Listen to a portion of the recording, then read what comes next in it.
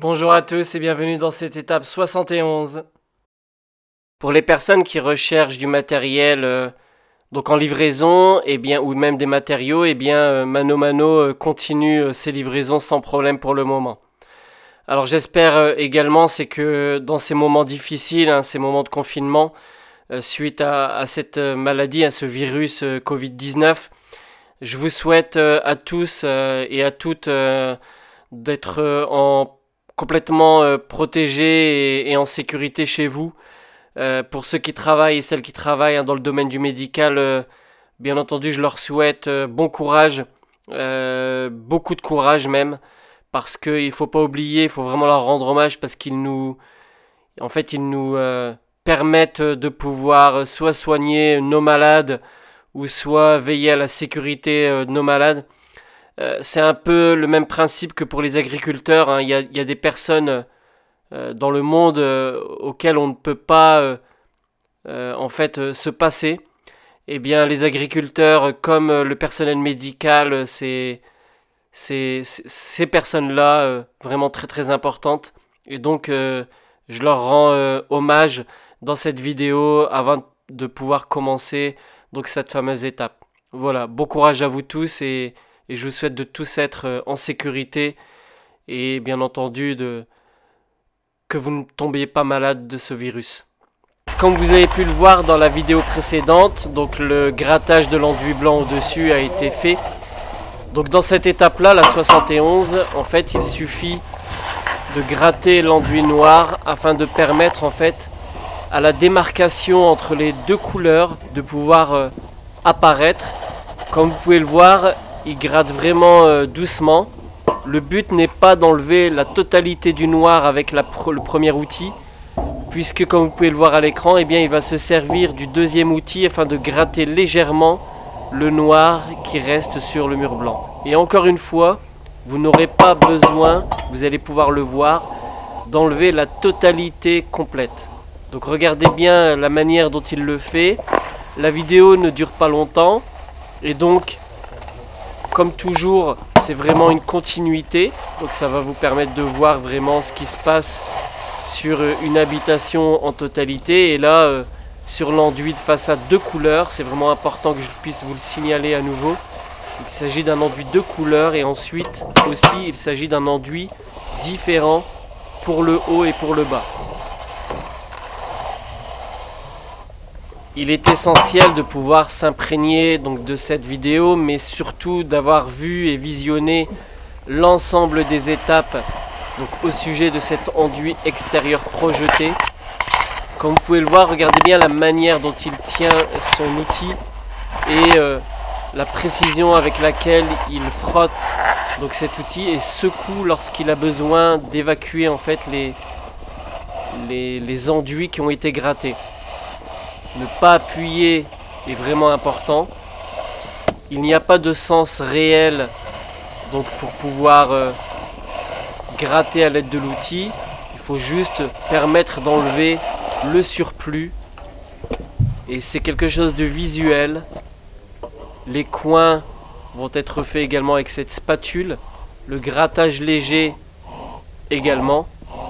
Donc c'est vraiment, regardez bien, c'est vraiment un travail minutieux et sans aucune rapidité.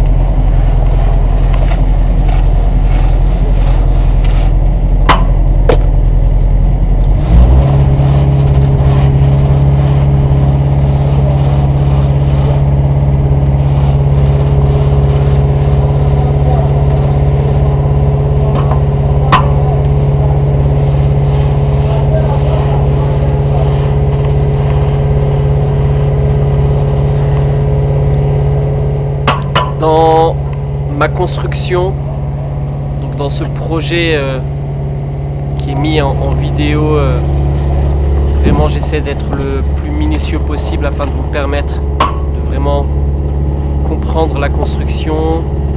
Et bien là par exemple, sur cette étape là de l'enduit, moi je dirais que je suis content parce que certaines personnes dans le BTP vont choisir de devenir maçon. D'autres vont choisir d'être carreleur, électricien, plombier, chauffagiste, etc. Et là pour l'enduit, eh bien les personnes vont vraiment encore une fois eh bien, comprendre le métier. Il arrive.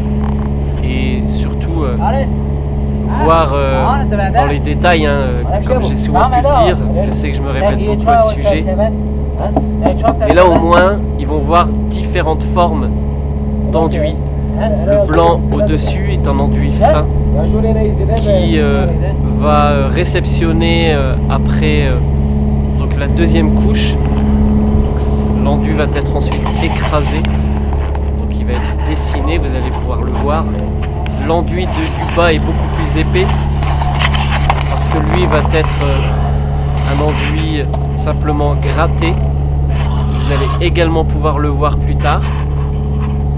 Il va y avoir bien entendu le dessin qui sera fait au-dessus des fenêtres parce que j'ai pas eu l'idée, ou du moins j'y ai pas pu y réfléchir avant. J'aurais peut-être voulu mettre des pierres bleues vraiment à l'ancienne, mais j'ai pas pris le temps et j'y ai pas réfléchi.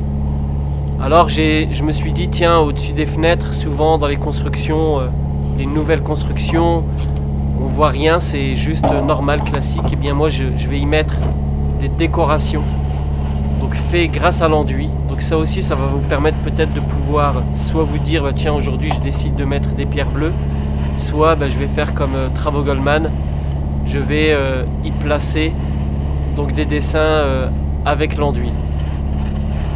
Regardez bien de la manière dont c'est fait, hein. C'est vraiment important. Posez-moi vos questions. Je vois que mes vidéos, elles sont beaucoup vues. Contrairement à d'autres chaînes dont j'ai appris qu'ils achetaient des vues via internet en fait. C'est un peu dommage. Je trouve que c'est gâcher un peu cette... on va dire pas cette compétition entre youtubeurs, parce qu'il n'y en a pas. Chacun fait comme il veut et chacun fait comme il peut surtout. Mais ça gâche un peu le fait que certains vont avoir 5000 vues quasiment en 2-3 jours, alors que par exemple moi je galère pour en avoir un minimum.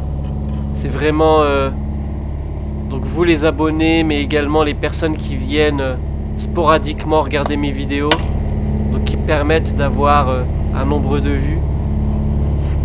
J'estime que pour avoir 100 000, 200 000 ou 300 000 vues, il faut vraiment quelques années. J'ai pu le voir sur certaines de mes vidéos pour le terrassement. Il y en a d'autres. Eh bien, je pense que c'est important que je puisse avoir cette discussion claire avec vous. Certains m'ont posé la question et certains m'ont même expliqué un peu comment je pouvais faire pour avoir un maximum de vues. Ça ne m'intéresse pas, c'est des vues fictives. Ce n'est pas des vues réelles. En tout cas, moi je vous remercie tous de me suivre. Je vous remercie de me faire confiance. Je vous remercie également de liker et de les partager sur les différents réseaux sociaux. C'est important. Dans mon métier, j'ai un métier principal. Aujourd'hui, j'ai une auto-entreprise de conseil. Donc n'hésitez pas à me contacter si vous avez besoin de conseils en travaux ou en construction. Je serai capable de vous amener des réponses claires. Ça peut être pour l'achat d'un terrain, le lieu. Ça peut être pour savoir si vous avez nécessairement besoin d'un vide sanitaire ou pas. Savoir quel matériau choisir aujourd'hui. Pourquoi le choisir. Je peux même vous conseiller sur certaines entreprises. J'ai acquis une expérience importante. J'ai aujourd'hui les capacités de pouvoir aider pas mal de personnes, de pouvoir les guider. Et donc, je dirais que grâce aux impôts, vraiment grâce aux impôts, eh bien aujourd'hui je suis auto-entrepreneur. Oui, on peut dire que des fois les impôts ça sert. Donc je suis auto-entrepreneur dans ce métier et je peux conseiller sans problème. Donc regardez bien la manière dont il le fait. Vous pouvez voir qu'il n'y passe pas des heures sur un endroit. Il gratte vraiment tout doucement, c'est une vitesse réelle. Sur un mur qui fait 1 mètre à peu près en hauteur pour la partie noire.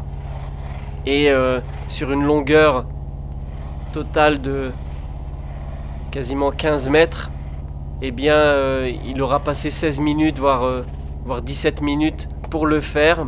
Bien entendu, la préparation de l'enduit avant, plus le temps de séchage, du moins pas le séchage, mais le temps que l'enduit en fait va être au niveau de l'humidité aspiré par le parpaing. Eh bien, il y a à peu près 2h30 de travail. Pendant que l'entreprise attend que ça sèche, soit ils prennent une pause, soit ils refont un mélange pour commencer ailleurs. En fait, ça leur permet de pouvoir avancer rapidement. Dès lors qu'ils ont fini un côté, ils passent de l'autre côté. Donc c'est vraiment important de le voir. N'hésitez pas si vous avez besoin de conseils particuliers, ou du moins pour répondre à des questions particulières.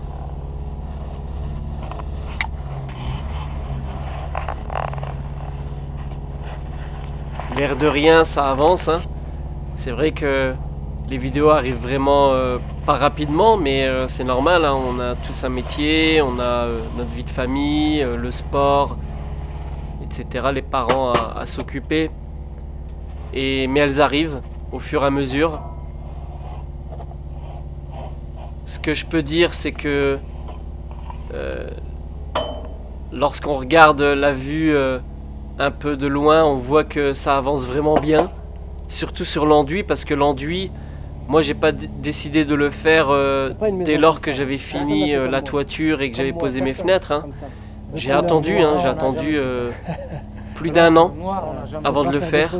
La raison pour laquelle elle est claire, c'est qu'il me fallait m'assurer d'une part qu'il n'y ait aucune fissure qui se crée et que donc je n'aurais pas pu réparer avant. J'ai la chance d'en avoir eu aucune donc sur mon projet. Aujourd'hui, les habitations ont quasiment, je les ai commencées en 2015, donc on va dire qu'elles ont quasiment 5 ans. Il n'y a absolument aucune fissure extérieure, donc sur l'enduit. Ce que je peux vous dire aussi, c'est que pourquoi j'ai décidé d'attendre 1 an, c'est vraiment par expérience de ce que j'ai pu voir dans mon milieu professionnel, sur des habitations qui ont été bâties en l'espace de quelques mois et que tout a été fait rapidement. Donc surtout sur les extérieurs, on voit des fissures atroces, énormes. Si je retrouve des photos, je vais pouvoir vous en mettre. Surtout au-dessus des linteaux, surtout au niveau des fenêtres. Donc c'est vraiment important de pouvoir prendre son temps dans la construction. N'essayez pas d'aller vite. N'essayez pas d'aller vite, pardon. N'essayez pas de vous dire c'est pressant et il faut que ça soit beau tout de suite. Non, il faut prendre son temps. Lorsque vous plantez un arbre, il ne vous donnera des fruits que lorsqu'il sera à maturité. Dans une construction, c'est exactement la même chose. Prenez votre temps, chaque chose en son temps. Petit à petit, l'oiseau fait son nid, comme on dit. Mais c'est vraiment important pour vous. Une habitation, c'est pas quelque chose qui ne coûte pas cher. C'est un gros investissement, surtout de nos jours. Rajoutez-y les taxes d'aménagement, les taxes pour les égouts, les taxes pour les impôts, taxes foncières. Et vous vous rendrez compte que l'investissement est énorme. Donc prenez bien votre temps pour le mûrir. J'espère que je vous fatigue pas trop en parlant comme ça. Mais c'est vraiment important de le savoir, de le comprendre. Regardez, là il est tout seul, hein, il le fait vraiment minutieusement, il prend vraiment bien son temps. Il gratte tout doucement. Il se sert des fois du bord. Ensuite il lisse quasiment comme ça pour enlever le surplus.